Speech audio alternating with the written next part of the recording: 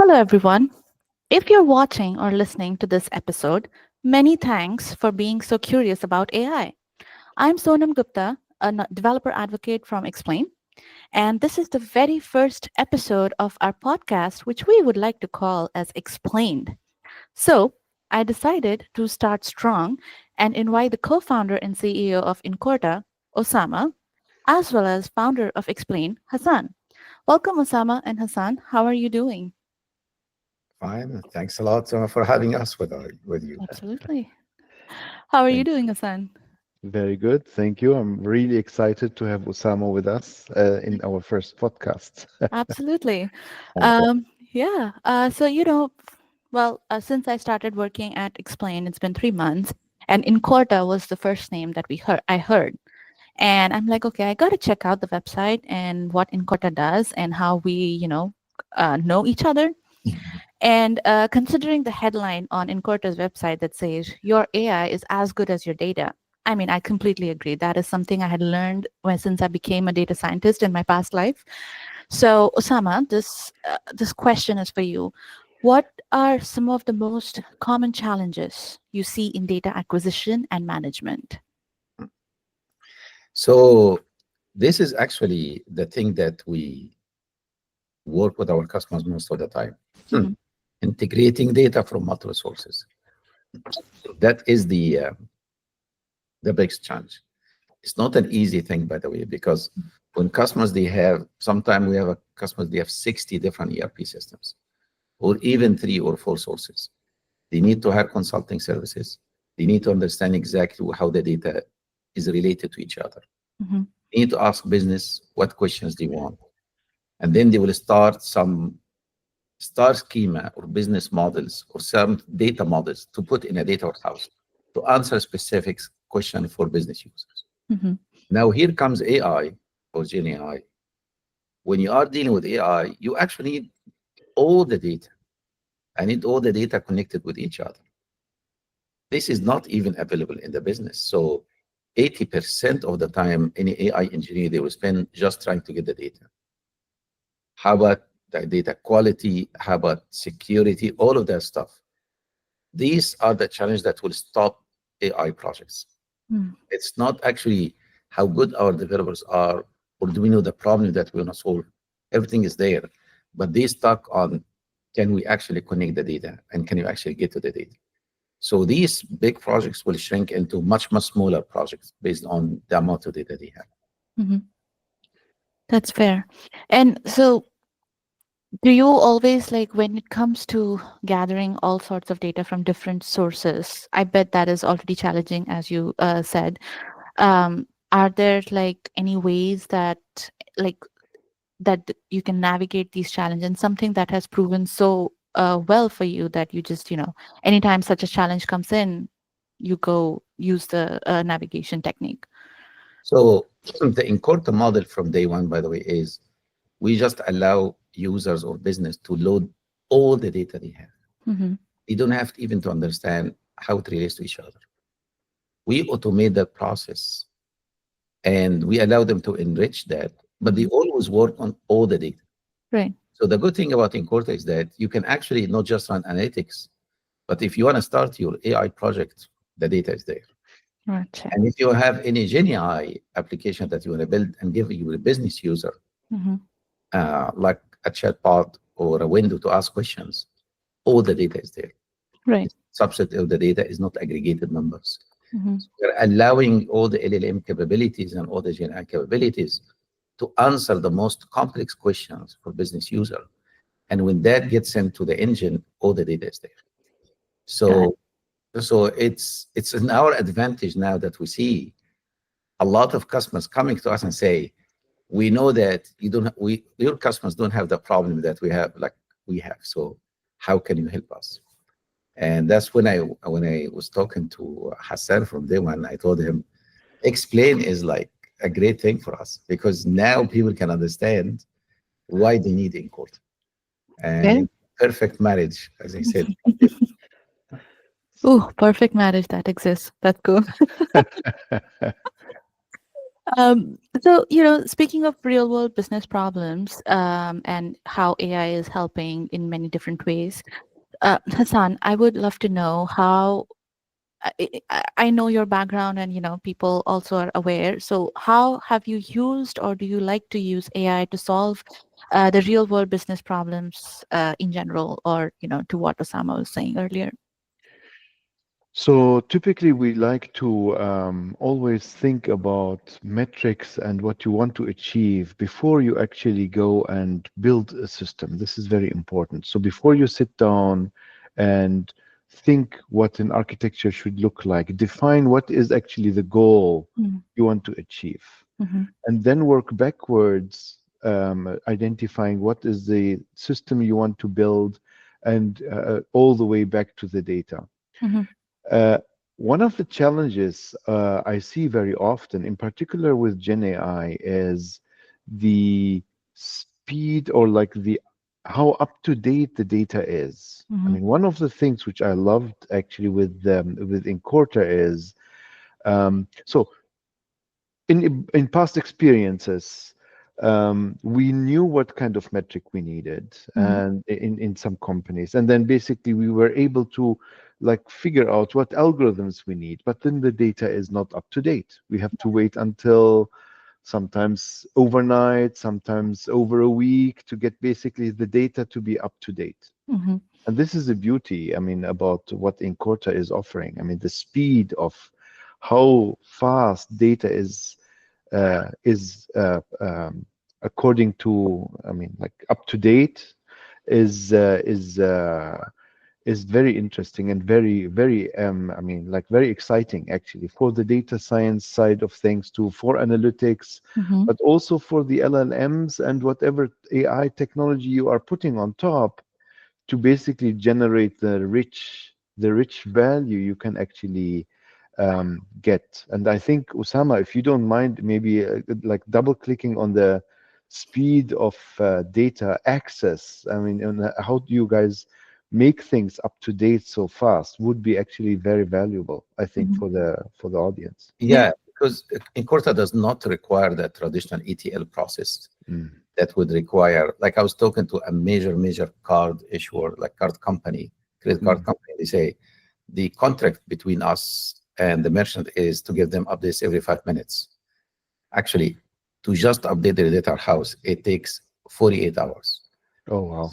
So the agreement is 5 minutes, but the best they can do is 48 hours. That because every company is going through that ETL challenge, and that's why by the time you do that updates, as you mentioned, even giving all this power to business user, answering a question of data that is 2 days old doesn't mean anything, Yep. because now the business is not benefiting from that. Mm-hmm. So that's one of the advantages also, as you mentioned, Hassan, that we update the data every 5 minutes, every 3 minutes, every 1 minute. And that's why when you're running we're getting to all of these operational ML, operational GenAI, because the data is an operational mode. Mhm. The business in operation and the data is actually updated while they are talking, while they are working. Yeah. Yeah. The beauty is that AI is helping with mission critical problems. And Mm-hmm. if the speed is not there, how can you actually serve mission critical problems if the data is basically 2 days old or something like that, right? I Yeah. mean, if I think about healthcare use cases, logistic use cases, retail use cases, they all actually need the data to be up to date. I mean, basically immediately. Finance use cases like Osama just mentioned, right? I mean, this is all super critical. Yeah, I actually remembered this very issue of data acquisition back when I was working at a pharmaceutical startup, and Mm, we would collect a lot of clinical trials data and it was painful. I mean, I'm biting my tongue to actually use what I wanted to say, but it was like, okay, how many days do we wait to get the clinical trials? And by that time, some other hospital or university would come up with something totally new, and that 48 hours of delay, I can totally imagine that would not be good. So yeah, having the real time updates, that's really helpful. Thanks for sharing that. So moving on to I guess making AI available to everyone. I understand that one of Incorta's goals is to democratize insights with Gen AI, which Sort of aligns with what, Hassan and Explain are about, like democratizing AI for everyone. So, Osama, this question is for you. How is Incorta's team using Explain's offerings? I know you touched a little bit in the beginning, but I'd love to get to know in a little bit more detail. Yeah. So when we looked at what we have and how Gen AI is great for us, Hmm. but we don't have that knowledge. We don't have that team. We don't have that expertise. So explains. So we could, yeah, we can get we can get some GPUs. We figure out to install all of these models, how to configure them, how to optimize them, all of that stuff. We actually found out that why don't we just use explain? So explain making Gen AI is like drinking a cup of water. It's like you don't need to think about it. Just I just want to drink water. That's explained. That's it. I have access to all the LLM models. I Hmm. have access to all the ML models. I have access to build my own stuff.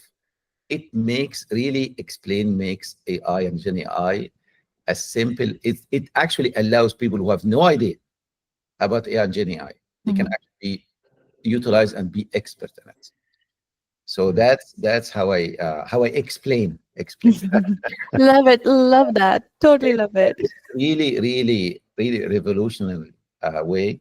And I can tell you, many of the customers we have right now, when they test our GenAI offering with Explain, Hmm. they say it's way much better.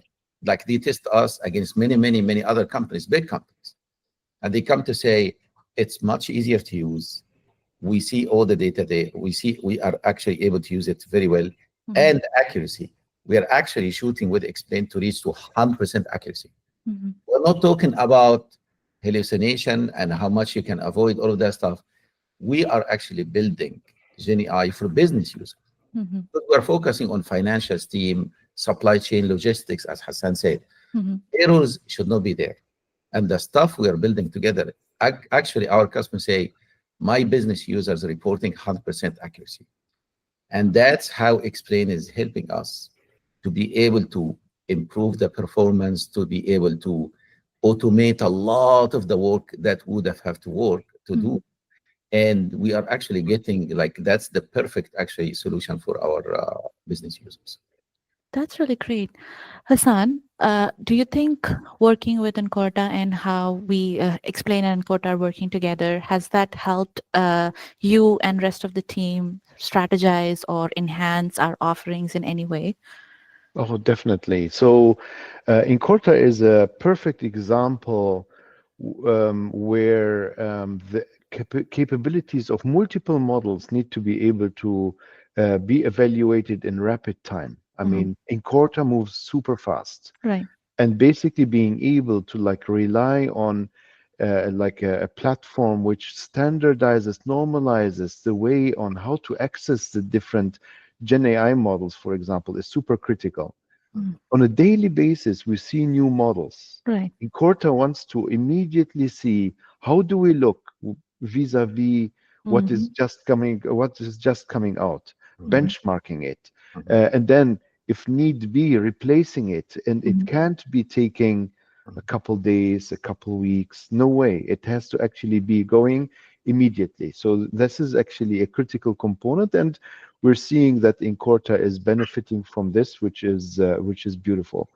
The beauty between having Explain as a platform inside Incorta is also that the sky is the limit in terms of building new solutions. You have the access to the data through the Incorta platform. You have basically the different models and how they can basically configured together to like do new things which we never thought about ourselves, Right. and the users now can actually build even more things on top of it, which is a beautiful thing. We are basically enabling immediately, if you have basically your data hosted using the Incorta offering, and you're using automatically explain at the end of the day, you're Hmm. generating actually a playground Hmm. to build new experiences, new experiments, Mhm. And then the beauty is these experiments don't need to stay experiments. It's Right. just a click away Mhm. to make them a thing, to make them a product, to make them something which is business critical and helping basically the CFO or the chief information officer or someone to basically do new things which they actually only were able to just assume in their minds, but were never able to do because of all the challenges which we were talking about earlier, right? Right. Right. And so, Osama, in terms of different domains and getting the data from there, and just looking for like a high level understanding, do you think you can pinpoint which of the industries would be much more difficult to acquire the data and then build Gen AI applications on top of that? For example, is it healthcare, is it finance, or logistics, retail, etc.? So the challenge with data is everywhere, Yes. but there is a challenge of getting data, and also the challenge of getting data updated to like the last minute. Mm. When it comes to data updates and how to understand your data, Mhm. when it comes to any industry, depends on supply chain, that's very critical. We are talking about companies losing millions and millions of dollars Mm. every day Ooh. because they don't have the visibility of the whole data. There are some industries that they always have tens of data sources. Mhm. And unless they get to, and right now, by the way, they still use Excel files and collecting and stitching Excel files together because no other system they have today can update the data quickly. But allowing those guys to see that data in real time avoid a lot of problems. Mhm. Add to that prediction, like Oh. staffing, like stocking things, staffing employees, all of that stuff in like retail business, all of that stuff, especially like holiday season. There's so much challenges that when you solve the data integration problem, the real time problem, add to that much more prediction, like Mhm. much more accuracy on prediction on top of this, you're talking about solving millions and millions of dollars for business use. Hmm. And now Absolutely. allowing now everyone at the company to just use Slack or Teams to ask questions, and they get immediate answer. They don't have to, like, I know companies, big companies, they file a ticket just to get to some data and wait for days for someone to answer that question. Imagine this is the situation in many companies now. Mm. Imagine between that into moving to just ask question on Slack and get answers to the data.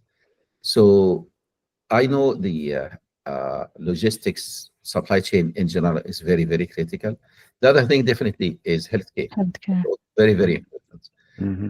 Allowing doctors and see anything about the patients and what is going on, that's also very, very critical. Fair. Fair. So, but in general, the more the timely manner, the data, the how accurate and how real, because if the data is not real time, it's not accurate anymore. Yep. Because if I answer your question about data 1 hour ago, it's not accurate. That's not an accurate answer. After 5 minutes, it's not an accurate answer anymore. Things are changing and dynamically all the time. Agreed. Agreed. It's a rapid change without us even realizing it. That's true. Uh, hey, so last but not least, what are your thoughts? And this question is to both of you. What are your thoughts on the direction in which the evolution of AI is heading towards? Mhm. Who wants to go first? Osama. Hassan. Osama, why don't you go? You were about to start. I'll tell you. By the way, I am old enough, much older than Hassan, by the way. Not sure about that. I remember when back in 94, 90, when the internet came out, when the first browser, if you remember the Mosaic browser, and after that Netscape and right, and Mhm. uh, and then after that, nobody knew when the internet came out what will happen. Okay, how that will change the world. We thought at that time, and I was working for a big company, we can display documents inside the company. We can reach documents much faster. Mhm. That's the biggest thing for us. Um, when the touch screen of iPhone came out back in 2007, I remember I had the phone the first day. And I was telling everybody that will change the world. Nobody expected at that time how that will change the world. Imagine that day, how much we are depending on the phones for every second of our life. Nobody ever expected how that would be. Gen AI is making AI much more accessible Mm. to do things that you needed an army of developers to do that. Now, everyone at the business can actually do all AI on their own, which means the possibility of the applications that will be built on Gen AIs is unlimited. Mhm. And I bet you no one knows what kind of impact it will be. Compare 2007 to today, how Oh, your touchscreen phone is changing the life of everyone around us. That's exactly like I always say, when I travel, I only need two things: passport and my phone. That's it. Who would have thought that that was the possibility? Like, imagine you do everything now. Imagine while traveling, you don't need anything. And if they allow us to have passports and IDs on the phones, on your wallet, then you just need your phone. That's it. agreed. Agreed. So, so accessing information Mhm.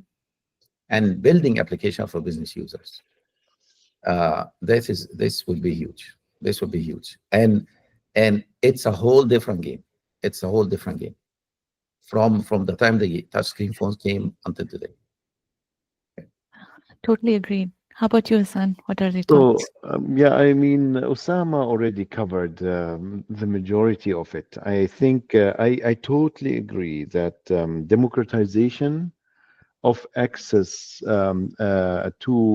to these models is gonna actually enable us to do things which we never thought about before. Mhm. The beauty is that you're enabling the persons, like Osama said, the persons which are actually not even, they didn't have a PhD like you, Sonam, a PhD in data science and whatnot. Now everyone can access, everyone can be sitting around the table conversing about the a topic which is business relevant, and basically have an impact, maybe build something without basically being blocking each other, meaning more experiments are going to happen at the same time.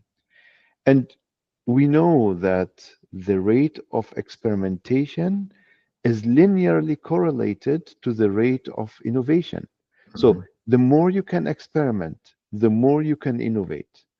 The other thing is also that with all these technologies now coming into our hands, we are they are getting cheaper. I mean, things are getting cheaper. I mean, it's not only that I needed to be in my former lives where I needed basically 20 people, 30 people, hundreds of people to solve a certain problem.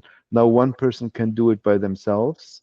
Um, it's it's also the hardware, the infrastructure is lesser. I mean, you don't need millions and millions of dollars and to do some innovation in technology. You can do some things already in the hundreds, thousands of dollars. You're gonna still invest in more than just one experiment because you can. Yeah. You can now run 200 experiments instead of one experiment at a time and so forth, meaning you can actually do much faster things. Mhm. Um, Also, I think the democratization of this technology is enabling more people to be able to have contribution across the globe. Mhm. People who are don't have access to the same kind of resources like we have, where it's like we can train LLMs, which are like heavyweight and need millions of dollars of investments. Now, someone who has a laptop somewhere in um, South America, in the US, in Africa, in Europe, in anywhere, can actually sit down and build applications with impact, will generate some impact in their community Mhm. and so forth. The last thing which I think should actually be mentioned here is in AI. In the past, I mean, I do AI for like a little more than 30 years. AI was still not necessarily personalized, Mm-hmm. because I mean you would build one model serving millions of people. Mm-hmm. Now, with the capabilities which we have, you can personalize. You can actually build things which are highly personalized. Mm-hmm. One beautiful example is in education. Why am I teaching the same information to every kid? Mm-hmm. Might not be the right thing. The one kid might be stronger in something, the other kid might be stronger in the other thing. I need to actually personalize education so that I can generate the best result for that child. And with AI now in our hands, Mm-hmm. with the Gen AI in everyone's hands, we might actually be able to like get to that, which means the education level for everyone around the world can actually get to the next level. Maybe at some point we're gonna have elementary school kids coming out of elementary school and their PhD level in some things. Why not? I mean, it Yeah, is it's feasible. possible. Yeah. Yeah, exactly. Awesome. Yeah, I love the way you said the more you experiment, the more you innovate. It's gonna stick in my head now. Thanks so much. And yeah, that actually wraps up our first episode of Explained. A huge thank you to both of you, Osama and Hassan, for sharing your insights, experiences with us today. And it's been an absolute pleasure to have you guys and especially to kick off this podcast series. Uh, and to our listeners and viewers, thank you for tuning in and being curious about AI with us. Don't forget to like, share, and subscribe to stay up to date on more exciting conversations with industry professionals. So, until next time, keep exploring, keep questioning, and most importantly, keep explaining. See you all in the next episode. Thank you, gentlemen. Thanks a Thank lot. you. Thank Thanks, you. Osama. Thanks, Hassan. Thanks a lot.